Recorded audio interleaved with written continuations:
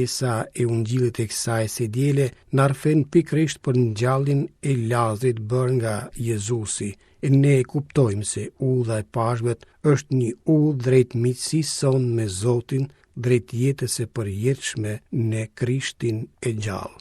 Pjesa e Ungjillit e kësaj së diele pra na paraqet Jezusin si mikun e vërtetë të njeriut, dashurusin e jetës dhe dhurusin e jetës së pavdekshme. Është ai i cili na i fali mëkatet, i cili e mundi të keqin dhe asgjësoi vdekjen për të na sjellur në dritën e jetës së pavdekshme. Krezhmet janë kohë e përgatitjes së Pashkvet, e këndej kohë e përgatitjes sonë për jetën. Na sjellin ta shohim me sytë e fesë, me sytë e besimit, pra nismen, veprimin e Zotit të jetës për te e kundër të gjitha shenjave të vdekjes që në rrethojnë. Liturgjia e kësaj së diele është këngë, është himen kushtuar jetës, sikur do të dëgjojmë nga fjalët e profetit Ezekiel në leximin e parë dhe ato të Shënt Parit në leximin e dytë. Unë jam ringjallja dhe jeta. Dëgjues të nderuar, mesazhi i leximeve biblike të kësaj së diele të krezhmeve i referohet shpresës së krishterë. Vetë Krishti në ka vendosur në këtë shpresë kur para varrit të Lazrit, për çka flet pjesë e Ungjillit të kësaj së diele, ai shqiptoi këto fjalë: kush beson në mua, edhe pse vdes do të jetojë. Fjala e Zotit të kësaj së diele hap para nesh perspektivën e ngjalljes, e jetës së përjetshme. Të mbështetur nga shpresa që nuk zhgënjen, të ecim pra përpara me guxim, me qetësi shpirtërore, gëzim, duke përshkuar shtigjet e jetës për t'u takuar përsëri së bashku një ditë në shtëpinë e Atit Qiellor. Krishti është fitimtari i vdekjes. Duke ndjekur Jezusin në rrugës së Kalvarit gjatë këtyre javëve që kemi përpara, e dim se kjo udhë e Kalvarit na sjell te Pashkët, na shpihen në ngjalljen e Krishtit dhe në ringjalljen tonë në të. Ungjit nuk janë shkruar vetëm për t'u lexuar, por edhe për t'u jetuar, për t'u mishruar në jetën e përditshme. Kështu pra, tregimi ungjillor i kësaj së diele mbi ringjalljen e Lazrit është shkruar për të na thënë se ekziston ringjallja e trupit dhe ekziston ringjallja e shpirtit. Nëse ringjallja e trupit do të ndodh ditën e mbrëmje, ringjallja e shpirtit ndodh apo mund të ndodh çdo ditë. Kjo është porosia e pjesës së Ungjillit të kësaj së diele që na drejtohet secilit prej nesh.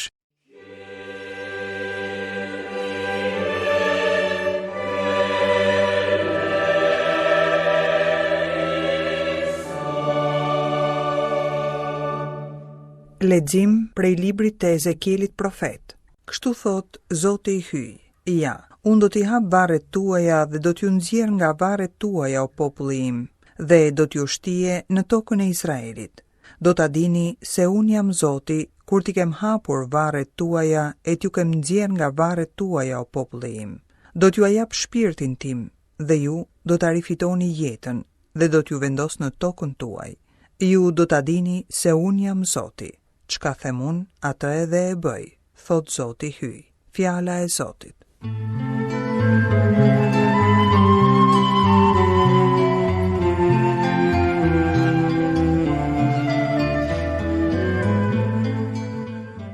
Zoti është mirësia dhe mëshira. Prej humnerës, klithat e ti, o Zot, dëgjoje britmen time. Le ta dëgjojnë veshët e tu zërin e lutjes ime. Nëse do t'i mbash mend pa usit, o Zot, e kush do të qëndroj para teje, por tek ti gjendet falja, që të dim të druajmë. Shpresoj në ty, o Zot, shpirti im shpreson në premtimin e ti, e pret shpirti im Zotin më tepër se rojtarët tagimin. Le të shpresoj Izraeli në Zotin, sepse te Zoti është mëshira dhe i madh është tek ai shpërblimi. Ai do të nxjerrë Izraelin prej të gjitha paullësive të tija. Zoti është mirësia dhe mëshira.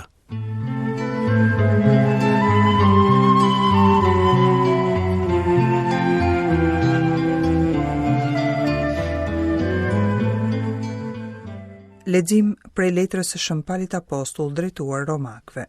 Vëllezër, ata që jetojnë në ndikimin e trupit nuk mund t'i pëlqejnë hyjit. Ju nuk jeni në ndikimin e mishit, por në atë të shpirtit shenjtë, në qoftë se shpirti i hyjit banon në ju. Nëse ndokush nuk e ka shpirtin e Krishtit, ai nuk i përket atij.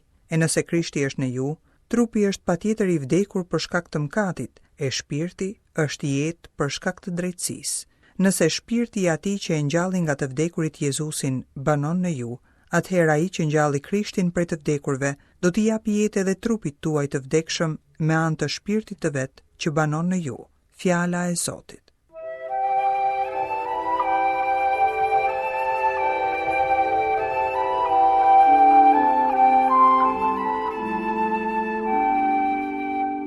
Nga Ungjilli shejt sipas Gjonit. Në atë kohë Marta dhe Maria i quan fjalë Jezusit: Zotëri, ai që ti e do është i smur. Jezusi kur dëgjoi tha: Kjo smundje nuk është për vdekje, por për lavditë e hyj që të nderohet në sajt e saj biri i hyjit. Jezusi e kishte fort për zemër Martën, motrën e saj dhe Lazrin. Megjithatë, kur mori vesh për smundjen e Lazrit, u ndal edhe 2 ditë në atë vend ku ndodhi. Veç atëherë u tha nxënësve: Ejani të shkojmë përsëri në Jude. Kur pra Jezusi arriti, mori vesh se Lazri ishte varrosur para 4 ditësh. Kur Marta mori vesh se po vinte Jezusi, i doli para, kurse Maria ndenjë në shtëpi. Atëherë Marta i tha Jezusit: Zotëri, të kishe qenë ti këtu, in vlla nuk do të kishte vdekur. Por edhe tani e di se çka do që të lypësh prej hyjit, hyj do ta jap. Do të ngjallet vlla yt, i tha Jezusi. E di se do të ngjallet, i përgjigji Marta, në ringjallje ditën e fundit. E Jezusi u përgjigji: Unë jam ringjallja dhe jeta. Kush beson në mua, edhe nëse vdes, do të jetojë. Edhe kush jeton e beson në mua, nuk do të vdes kurrë. A e beson ti këtë? Marta i përgjigji: Po, Zotëri, unë besoj se ti je Mesia, biri i hyjit, ai që duhej të vinë në botë. Jezusi, kur e pa duke qarë Marin dhe se po qanin edhe judenjt që po i përcillnin, u trand në shpirt, u tërbullua dhe pyeti: Ku e keni vënë? Zotëri, eja e shi, i përgjigjen. E Jezusit i shpërtheu vaji. Atëherë judenjt thanë: Shi sa e ka dashur.